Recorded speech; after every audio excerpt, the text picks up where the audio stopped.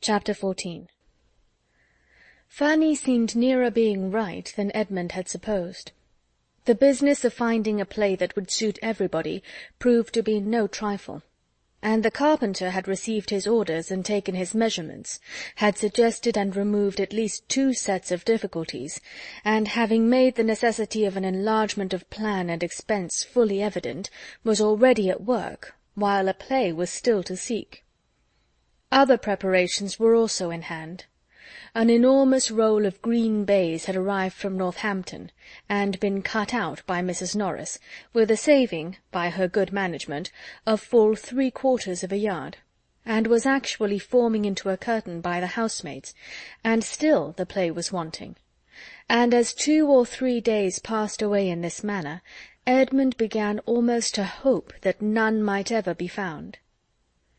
There were, in fact, so many things to be attended to, so many people to be pleased, so many best characters required, and, above all, such a need that the play should be at once both tragedy and comedy, that there did seem as little chance of a decision as anything pursued by youth and zeal could hold out. On the tragic side were the Miss Bertrams, Henry Crawford, and Mr. Yates. On the comic, Tom Bertram, not quite alone, because it was evident that Mary Crawford's wishes, though politely kept back, inclined the same way.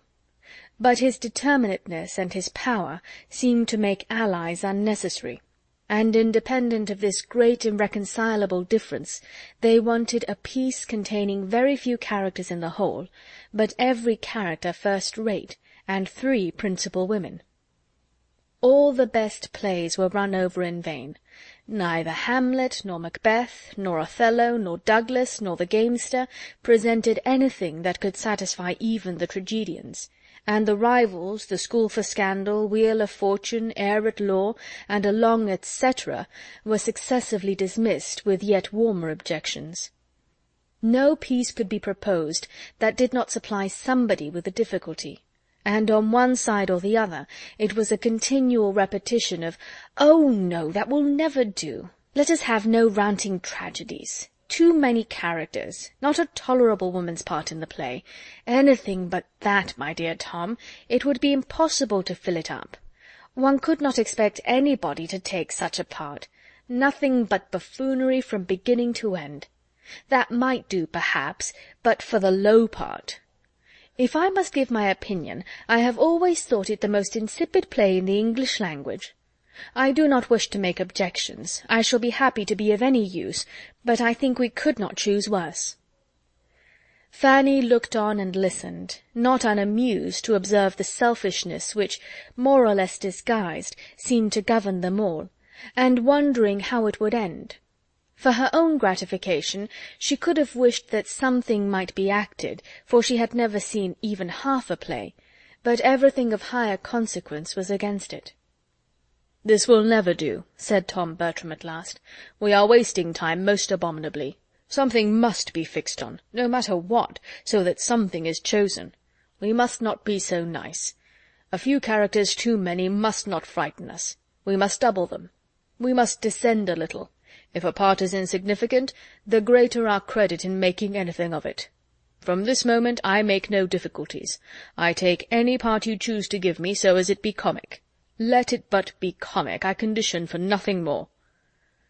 For about the 5th time he then proposed the Heir at Law, doubting only whether to prefer Lord Derby or Dr. Pangloss for himself, and very earnestly, but very unsuccessfully, trying to persuade the others that there were some fine tragic parts in the rest of the dramatis personae.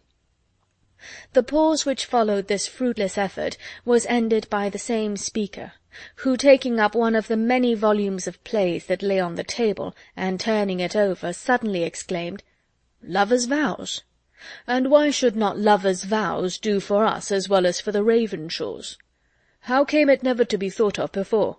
It strikes me as if it would do exactly. What say you all?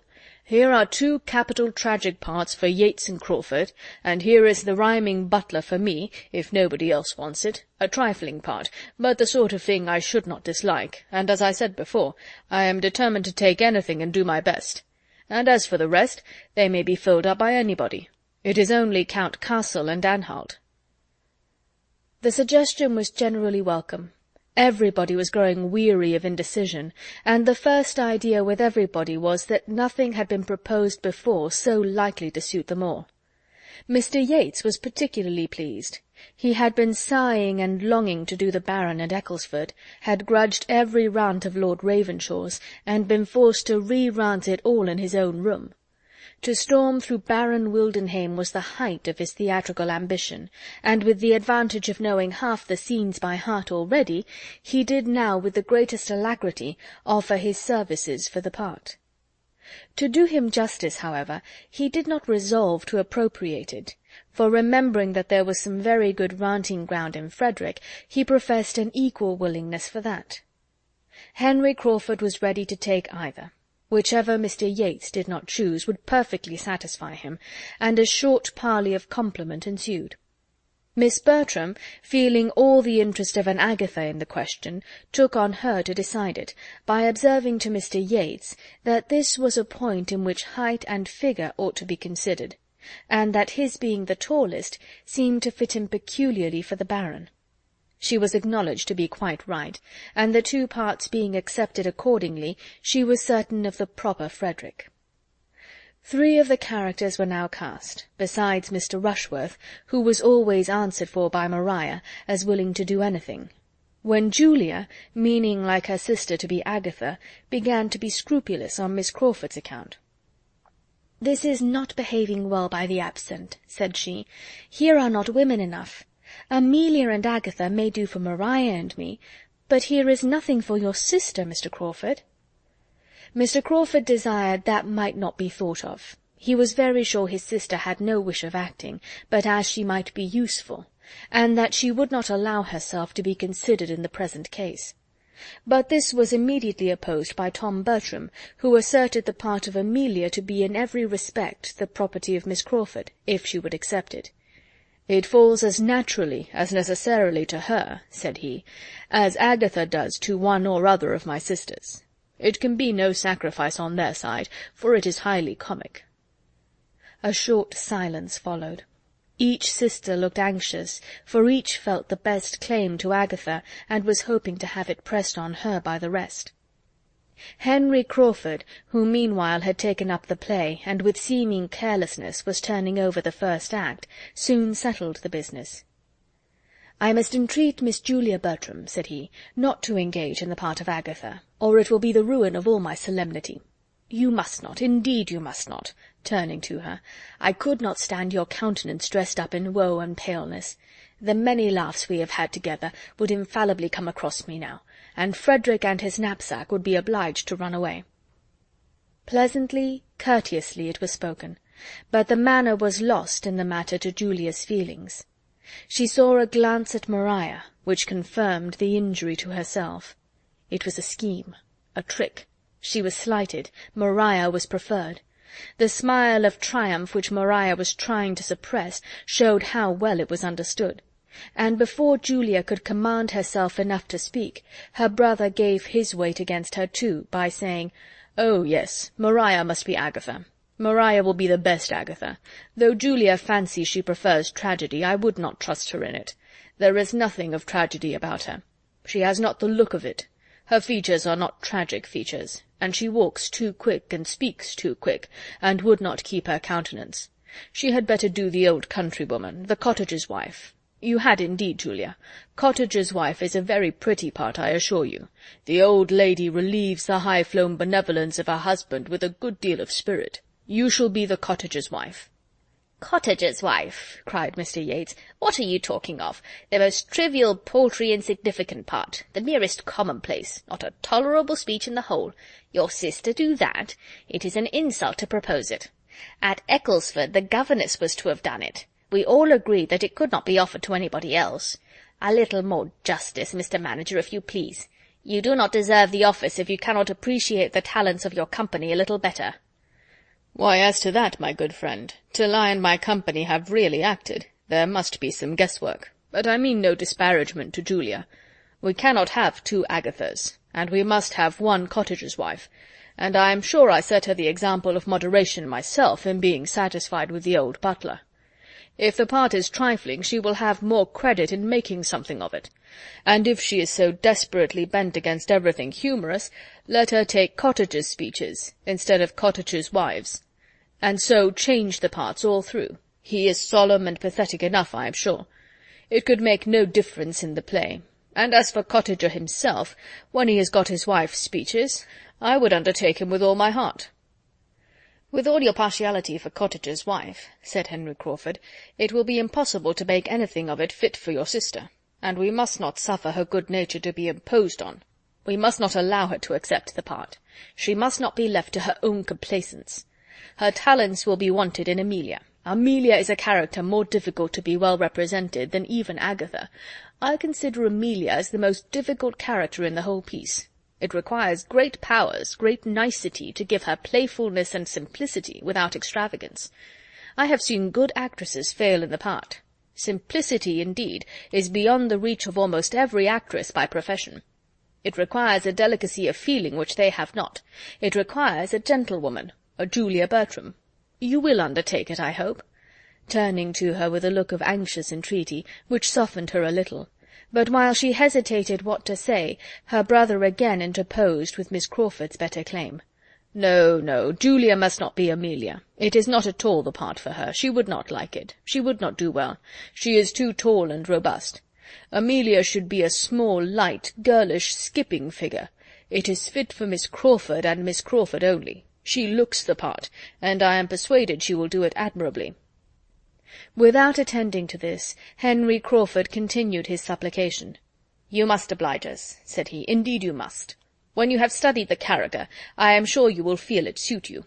Tragedy may be your choice, but it will certainly appear that comedy chooses you. You will be to visit me in prison with a basket of provisions. You will not refuse to visit me in prison. I think I see you coming in with your basket." The influence of his voice was felt. Julia wavered. But was he only trying to soothe and pacify her, and make her overlook the previous affront? She distrusted him. The slight had been most determined. He was, perhaps, but at treacherous play with her. She looked suspiciously at her sister. Maria's countenance was to decide it. If she were vexed and alarmed— but Maria looked all serenity and satisfaction, and Julia well knew that on this ground Maria could not be happy but at her expense. With hasty indignation, therefore, and a tremulous voice, she said to him, "You do not seem afraid of not keeping your countenance when I come in with a basket of provisions, though one might have supposed— but it is only as Agatha that I was to be so overpowering." She stopped.